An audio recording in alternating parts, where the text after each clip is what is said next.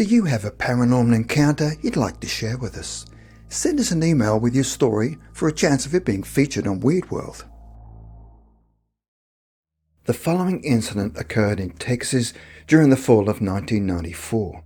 I was beginning my journey from Grapevine, a small village near Dallas, towards my assigned location in Lubbock. However, I would end up vowing never to repeat this route again after the events of that evening on Interstate 20. I was alone and set out on my drive across Texas at 7 p.m. Anyone familiar with Texas understands that the state is vast and you can drive for long stretches without ever leaving it. The incident occurred around a 30-minute drive away from Abilene, and it would have a profound impact on me. I had decided to take a break at a rest stop along the highway to exercise my legs and use the restroom. After exiting my vehicle, I noticed an older woman in a late 1970s Ford parked in the lot. After completing my business, I smoked a cigarette.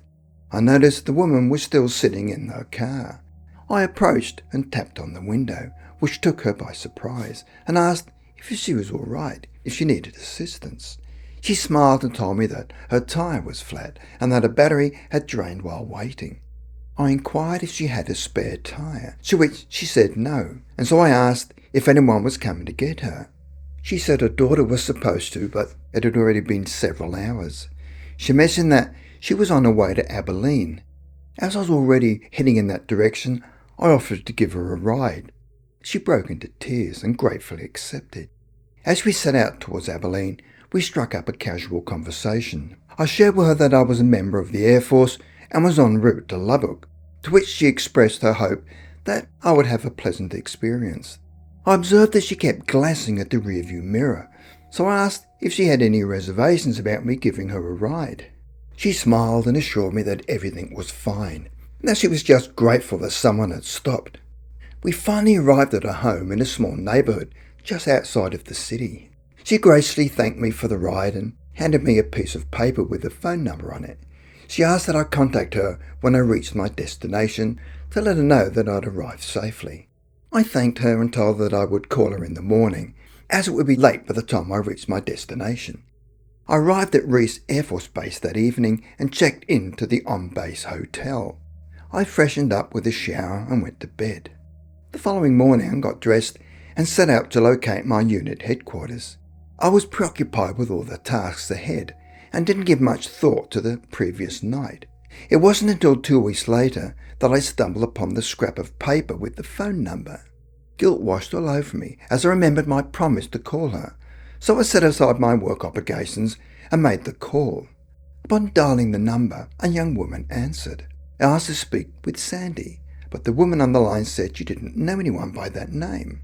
I apologised and asked if she was perhaps named Sandra. She asked who was calling, and I provided her with my name and began to explain how I'd given her a ride a couple of weeks earlier. She said that I must have the wrong number, so I double-checked the number on the paper in my hand to make sure I'd dialed correctly. The person on the other end of the line informed me that I couldn't have given her mother a ride home, as she had passed away in the early 1980s. She explained that her mother had been driving home and encountered car trouble, so she pulled over at a rest stop outside of town. When she didn't return home, her father, of the woman I was speaking with, grew worried. It was at that point that there was a thump on the door. There were 2 state troopers and a local police officer were standing outside. She said that a trooper had spotted the vehicle parked at the rest stop and stopped to investigate. A shiver went down my spine as she described what he discovered. Her mother had been the victim of a brutal and unspeakable act of violence. The attacker had also punctured her tyres and detached her battery. The most troubling aspect of the story was that her mother hadn't passed immediately, as there were bloody handprints on the window, steering wheel and shifter, suggesting that she'd been trying to escape. The trooper reported they'd had no leads in the suspects, but there had been instances of certain motorcycle gangs passing through the area at night.